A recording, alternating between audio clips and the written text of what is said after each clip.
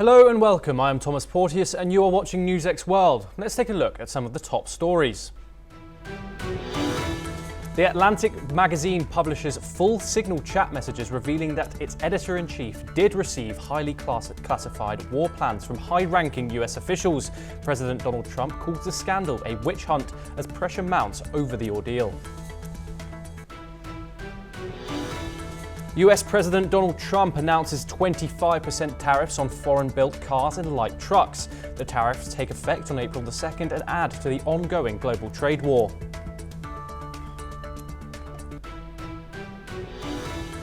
French President Emmanuel Macron hosts the Coalition of the Willing Summit in Paris to support Ukraine's war effort. He pledges €2 billion in additional military aid to Ukraine and says it is too early to lift sanctions on Russia. Ukraine and Russia face issues in their truce agreement within hours of agreeing to a naval ceasefire. Ukrainian President Volodymyr Zelensky says US negotiators will stand strong against Russian demands.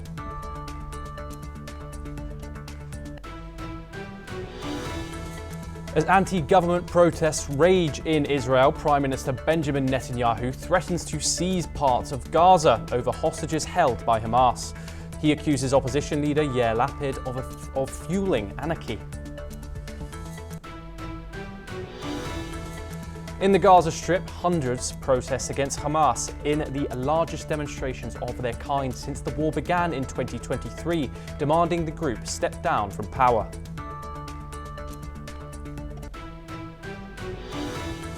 The United Nations urges all parties to show restraint amid reports of first Vice President Riek Machar's arrest. This follows a UN warning that the country is on the brink of relapsing into widespread conflict.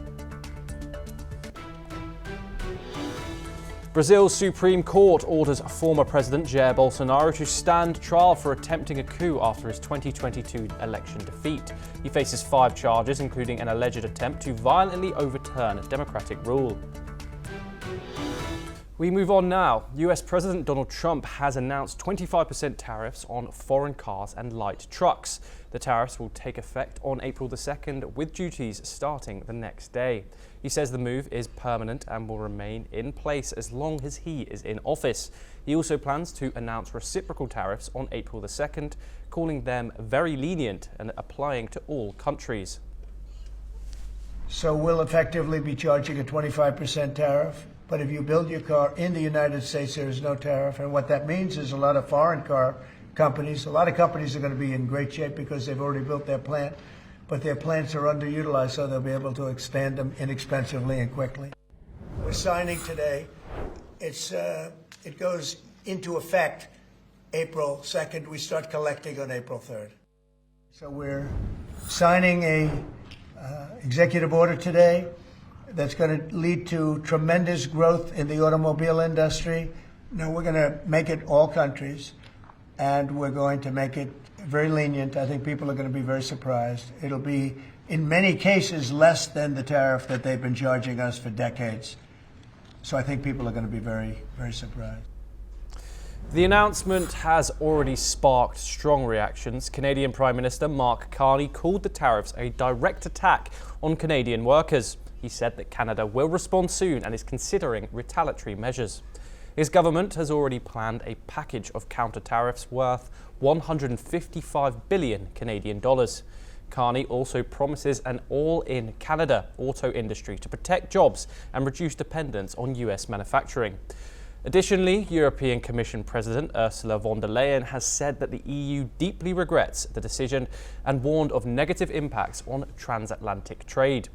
Japan's government also criticised the move, calling it extremely regrettable. Experts say the tariffs could lead to higher car prices and disrupt the global auto industry. Many of America's closest allies, including Canada, Mexico, Germany, Japan, and South Korea, export cars to the US. The US imported $474 billion worth of automotive products in 2024, including $220 billion in passenger cars. Trump justified the move using a 2019 national security investigation that claimed auto imports threatened US security. Back then, he did not impose tariffs, but now he says it is necessary to protect American jobs and industry. Let's listen in to what Carney and Japan's PM had to say. We will build an all-in Canada network for auto manufacturing components. So what we need to do is build more of those autos and more of each auto right here in Canada. We will build an all として適切な対応を考えていかねばなりません。あらゆる選択肢というものは当然検討の対象となるものでございます。ただ私どもといたしましては、アメリカに対して日本は相当の投資を行い、相当の雇用を生み出しているということがございます。Moving over to Europe now, where Paris is set to host the Coalition of the Willing Summit today, bringing together key allies to discuss further military and strategic support for Ukraine. French President Emmanuel Macron has issued a strong warning, stating that Russia has a clear desire for war as the conflict continues. Let's take a look at President Macron's opening statement. D'abord et avant toute chose, le soutien immédiat à l'Ukraine. Nous devons le poursuivre. Il est nécessaire pour continuer la résistance. Et j'ai pu annoncer aujourd'hui 2 milliards d'euros supplémentaires de soutien de la France sur le plan militaire à l'Ukraine. Macron announced that France will provide an additional €2 billion in military aid to Ukraine. He also stressed that Russia must accept a 30-day ceasefire without any preconditions, reinforcing Europe's commitment to Kiev. Let's hear what he had to say. Mais pour le moment, je vois un pays qui a été agressé, qui a déjà fait un geste d'accepter un cessez-le-feu sans condition de 30 jours, et de l'autre côté, l'agresseur qui lui met des conditions et n'a même pas accepté cela. On ne va pas lever les sanctions. Ou alors ça veut dire qu'on part en capilotade. Donc non, la question des sanctions viendra, mais elle viendra en temps voulu, dans le règlement d'une paix solide et durable, et donc c'est beaucoup trop tôt. The French president hinted at the possibility of European forces being deployed in Ukraine to deter future Russian aggression. However, both Macron and Ukrainian President Volodymyr Zelensky emphasized that it is still too early to discuss the specifics of any potential foreign troop presence. Here's President Zelensky's official statement. Вони передусім для того, щоб контролювати ситуацію, моніторити ситуацію, проводити спільні тренування, а також забезпечити, унеможливлювати будь-які бажання Росії повернутися з тією чи іншою хвилею агресії. Ще які інструменти у цього континенту на морі, в повітрі, я маю на увазі в небі, або boots on the ground, поки що зарано говорити. Macron also ruled out easing sanctions on Russia at this stage, signaling that pressure on Moscow will remain high. As world leaders gather in Paris, the summit is expected to shape the next phase of support for Ukraine. Let's hear what President Macron said about Russia. Loin de prouver qu'elle veut vraiment la paix, la Russie continue de fait, jour après jour, de frapper intensément le territoire ukrainien, y compris des cibles civiles. Ces frappes, nous les condamnons et elles doivent absolument cesser. We are now once again joined by Dr. Veselin Popovsky to discuss this further. Thank you very much for joining us. Dr. Popovsky, I wanted to ask how effective and how important is this Coalition of the Willing Summit, Coalition of the Willing group of countries that was put forward by Keir Starmer and Emmanuel Macron to the Ukrainian war effort? How crucial is it to Ukraine? Extremely crucial, and this is really a serious talk, what will happen today in Paris. And the President Macron said things absolutely correctly. When he says that Russia continues day after day to violate what they say around the table in Riyadh in Saudi Arabia, it's pretty clear where things stand at the moment. There should be a coalition of the willing supporting Ukraine.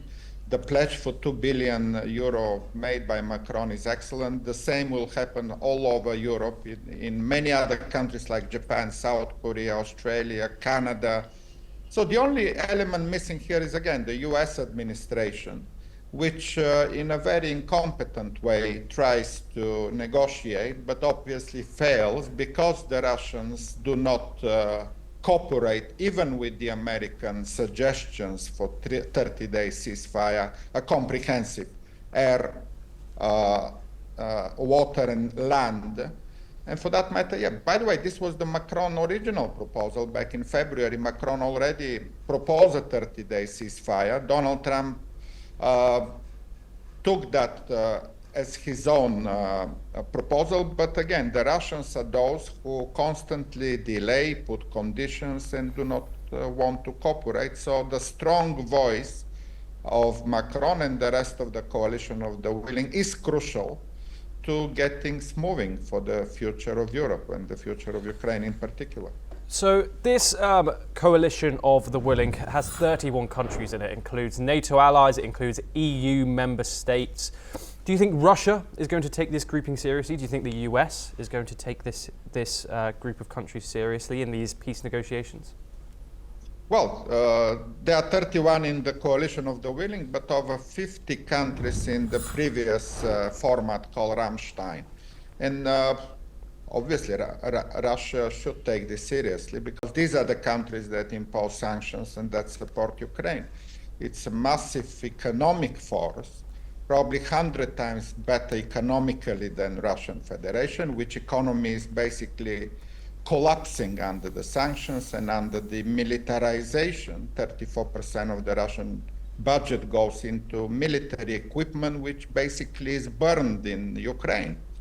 So there are no good news for Putin, absolutely. Well, the last good news for Putin was the election of Donald Trump, but even that fades away already because the administration in Washington needs to reconsider its approach here. If it wants to stay as a mediator in this conflict, they need to continue the support for Ukraine and the sanctions against Russia. There is no other way Donald Trump will do anything in Russia-Ukraine unless he accepts the same approach which the coalition of the willing accepts and adopts. Yes. So this coalition of the willing is led by Emmanuel Macron, the French president, and Sir Keir Starmer, the British Prime Minister.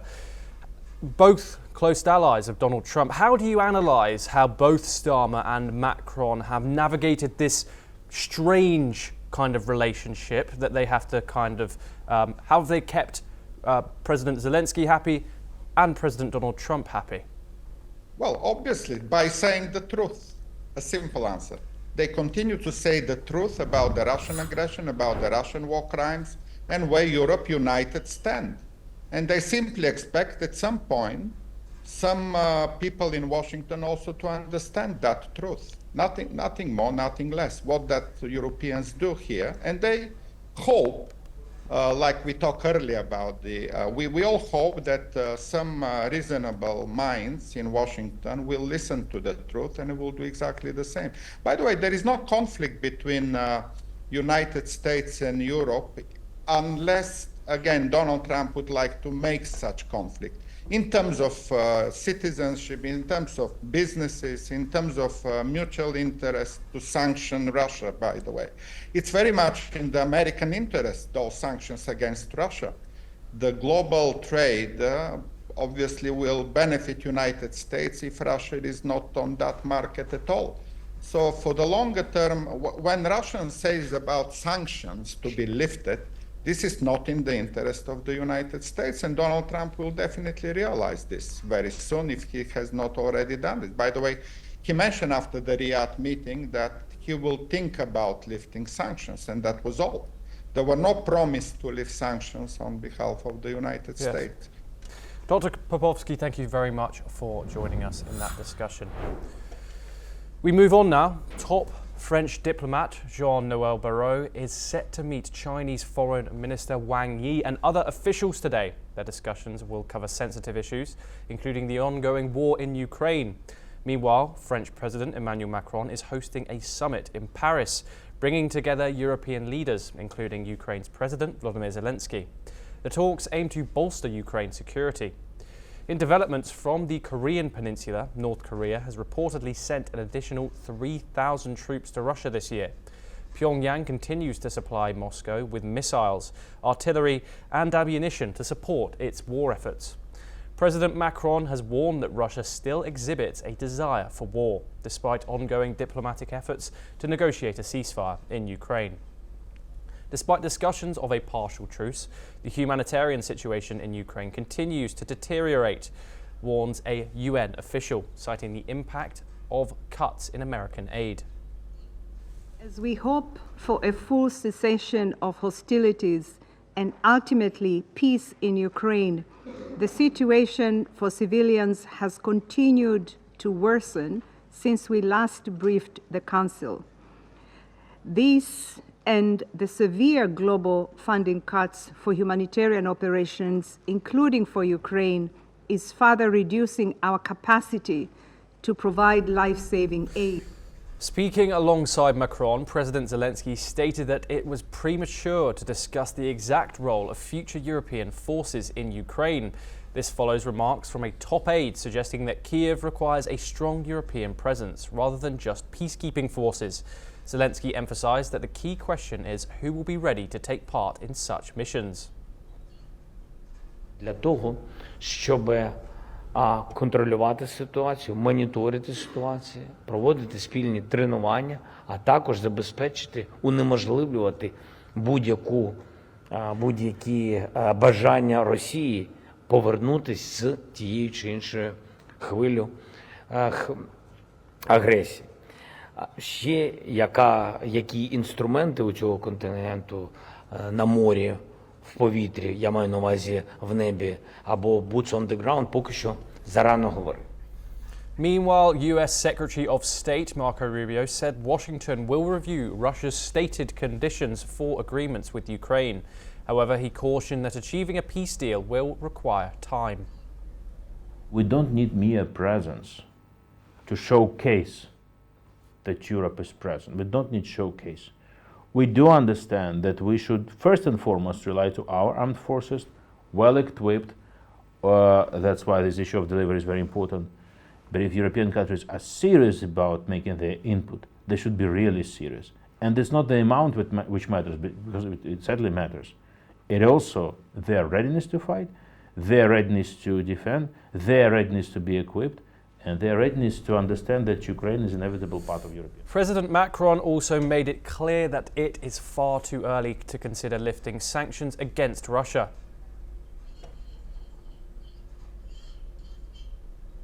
The goal is to end a war where people are dying. And I think everyone should be happy that the United States is engaged in a process of ending a war and bringing about peace. It's not going to be easy, it won't be simple, it'll take some time, but at least we're on that road and we're talking about these things, and we're going to test it and see what's possible. And as diplomatic tensions continue, Macron insisted that Russia must agree to a 30-day ceasefire proposed by Ukraine without preconditions. This comes as Moscow claimed it had specific conditions that must be met before any Black Sea ceasefire can take effect. Mais pour le moment, je vois un pays qui a été agressé, qui a déjà fait un geste d'accepter un cessez-le-feu sans condition de 30 jours, et de l'autre côté, l'agresseur qui lui met des conditions et n'a même pas accepté cela. On ne va pas lever les sanctions. Ou alors ça veut dire qu'on part en capilotade. Donc non, la question des sanctions viendra, mais elle viendra en temps voulu, dans le règlement d'une paix solide et durable, et donc c'est beaucoup trop tôt. Moving on to the Middle East now, where Prime Minister Benjamin Netanyahu has threatened to seize parts of Gaza if Hamas does not release the hostages. His warning comes amid intensified fighting as Israel resumes military operations in the Gaza Strip. Netanyahu said Israel would increase pressure on Hamas, including taking control of land in Gaza. His remarks come as negotiations over hostage releases have stalled. Hamas responded, warning that if Israel continued its bombing campaign, hostages will return in coffins. The group said it is trying to keep them alive, but ongoing strikes are putting them at risk. Meanwhile, Netanyahu has accused Israel's opposition of fueling anarchy as mass protests erupt across the country. Demonstrators are condemning his judicial overhaul and his handling of war in Gaza. Speaking in Parliament, he defended his actions, saying democracy was not under threat. Thousands have taken to the streets demanding the release of the hostages and criticizing Netanyahu. Israel is also continuing its offense in Gaza. The military has killed a Hamas spokesperson in a strike in Jabalia. According to the health ministry in Gaza, 830 people have been killed in Israel since it resumed its bombardment on March the 18th. Netanyahu has vowed to continue military operations. Israel's defense minister, Israel Katz, said the army will soon expand operations to new areas and has ordered more evacuations. With fighting escalating and negotiations stalled, the situation in Israel and Gaza remains highly volatile. Let's take a listen to what the government of Israel, as well as a protester, had to say. We come to this demonstration because we are fighting for the freedom of Israel, and we want to free Palestine from Hamas and free Israel from the dictatorship of Benjamin Netanyahu. אנחנו משנים את פני המזרח התיכון. הלחימה בעזה נמשכת. ככל שהחמאס יתמיד בסרבנותו לשחרר את חטופינו, המכבש שנפעיל יהיה עוצמתי יותר ויותר, ואני אומר לכם, חברי הכנסת, אני אומר את זה גם לחמאס. זה כולל תפיסת שטחים, וזה כולל עוד דברים. תושבי עזה, בקרוב יפעל צה"ל בעוצמה באזורים נוספים בעזה, ואתם תידרשו להתפנות למען הגנתכם מתוך אזורי הלחימה. התוכניות כבר מוכנות ומאושרות. החמאס מסכן את חייכם, ויגרום לכם לאבד את בתיכם, ועוד ועוד שטח שיצורף למערך ההגנה הישראלי. Thousands of Palestinians took to the streets in northern Gaza for a second day of protests, demanding an end to the war and openly criticizing Hamas. In a rare show of dissent, demonstrators in Beit Lahia and Gaza City chanted against Hamas, blaming the group for their suffering. The protests, which began as calls to stop the 17-month war with Israel, have escalated into direct opposition against Hamas, a group that has historically crushed dissent in Gaza. Protesters expressed frustration over the destruction and the loss of life, with many chanting, "The people want the fall of Hamas." Here's what one of the protesters had to say. كل شيء تغير علينا في البلد هذا من الحرب من عندنا مسكت حماس البلد كل شيء تغير علينا بطلنا نشتغل بطلنا ناكل بطلنا نكسي اولادنا زي الخلق هم وزعوا على تبعونهم ونص الليل بيجي خذ هاي مصاري خذ هاي كبانه ما بدنا حماس يا عمي احنا ما بدنا حماس تعبنا Witnesses say Hamas has not intervened as aggressively as in past demonstrations, possibly due to its reduced presence since Israel resumed military operations. Senior Hamas official Bassem Naim acknowledged the protests, stating that the people had the right to demonstrate but should focus on their anger on Israel. As war continues to devastate Gaza, these protests highlight growing discontent among civilians caught in the crossfire. Over to Africa now. South Sudan's first Vice President, Riek Machar, has been arrested, according to an official statement. His party is now trying to locate him after an arrest warrant was issued. The arrest has sparked fears of escalating tensions with the United Nations, warning that the country is on the brink of conflict. Machar, a key political figure in South Sudan, has long been at the center of the country's fragile power-sharing government. His detention raises concerns about renewed instability in a nation still recovering from years of civil war. The situation remains tense as international organizations call for restraint. Over to South America now, where Brazil's Supreme Court has ruled that former President Jair Bolsonaro will stand trial for allegedly attempting to overturn the 2022 election results. A 5-judge panel voted unanimously to proceed with the case, which could have a major impact on Bolsonaro's political future. The former far-right leader faces serious charges, including attempts to undermine democratic rule and organize a coup. If convicted, he could face a long prison sentence. Bolsonaro has rejected the charges, calling them unfounded and politically motivated. He claims the judges have a personal vendetta against him and insists there was no attempted coup. President Lula da Silva has responded to the trial, saying he hopes justice will be served. He said that if Bolsonaro is innocent, he should be cleared, but if found guilty, he must face the consequences. This landmark case comes at a critical time for Brazil as the country prepares for the 2026 presidential election. Bolsonaro has expressed his desire to run again, despite a separate ruling that banned him from holding public office until 2030. The trial is expected to stir political tensions, with Bolsonaro supporters continuing to back him, while critics push for accountability. Golpe tem povo, mas tem tropa, tem armas e tem liderança. 2 anos de investigação, não descobriram quem porventura seria esse líder. Estou sendo acusado de tentativa de golpe. Algo o pessoal deve ter percebido, da forma tão incisiva como o ministro Alexandre de Moraes conduz ou se conduz, tem algo esquisito por aí. O que ele quer esconder? Ainda na sociedade brasileira. Eu só espero que a justiça faça justiça. Se, nos autos do processo, ele for inocente, que seja inocentado. Se ele for culpado, que seja punido. É visível que o ex-presidente tentou dar um golpe no país, é visível por todas as provas que ele tentou contribuir para o meu assassinato, para o assassinato do vice-presidente, para o assassinato do ex-presidente da Justiça Eleitoral Brasileira, e todo mundo sabe o que aconteceu nesse país. Não adianta agora ele ficar fazendo bravata, dizendo que está sendo perseguido. Ele sabe o que... Well, that is all we have time for. We will continue to bring you more news updates from across the world.